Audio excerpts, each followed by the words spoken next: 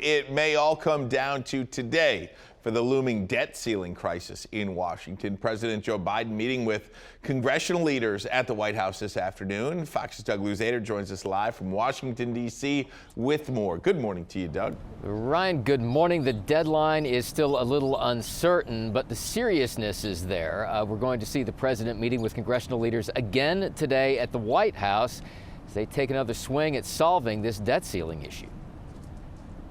Mr. President, have you scheduled a meeting with the Speaker yet for tomorrow, Wednesday?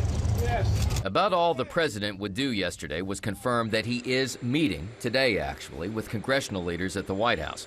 Just like the meeting last week, they'll try to reach a deal on raising the debt ceiling to avert a crisis. And over the weekend, he said he was hopeful. I remain optimistic because I'm a congenital optimist. But Republican Speaker of the House Kevin McCarthy isn't so sure, and he says Congress is running out of time. Are you confident that it will happen by the end of the week, Speaker McCarthy? Not based upon what they're offering right now, no. Both sides are talking about reducing the deficit as part of a deal. But the president is pressing for tax hikes, and Republicans want spending cuts. I believe that if we get the president and the speaker in a room, both talking about the importance of this issue, they could get a deal done by tomorrow dinner time. Unfortunately, having other people in the room slows things down. And while the actual deadline for a possible default, where the country would no longer be able to borrow money, is a moving target, Treasury Secretary Janet Yellen yesterday once again put the date as early as June 1st. But, she says, the actual date could be a number of days or weeks later than these estimates. Yeah, it kind of depends on the timing of tax receipts and so on, so they're not totally sure when it's going to happen. But she's been saying pretty consistently, though, June 1st. So that's the date that the president and his congressional counterparts have to work with here.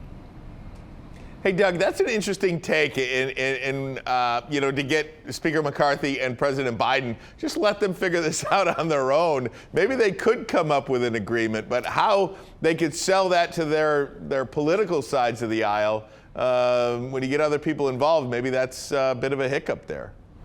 It is tough. Now, they both have pretty big constituencies to deal with, particularly for House Speaker Kevin McCarthy. I mean, he's got to have enough concessions that he gets from the president to keep conservatives on board if he's going to get something sold through his caucus. So, yeah, there's a lot of moving parts here, and if the president gives too much, he really risks angering progressives.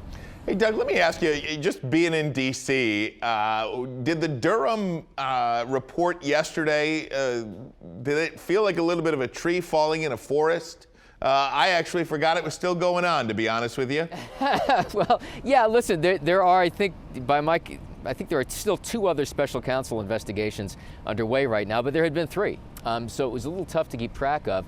This report was released with some fanfare yesterday, just simply because we've been waiting so long for it to be released.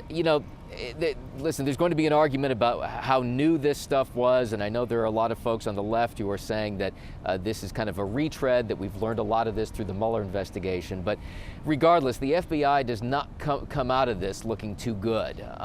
It certainly didn't, lay out the kind of extreme case that former President Trump was laying out. But nevertheless, the FBI made some serious mistakes here, according to the special counsel's report. All right, Doug Luzader live for us in Washington this morning. Looks like a beautiful day. Thanks, Doug. We'll talk to you soon.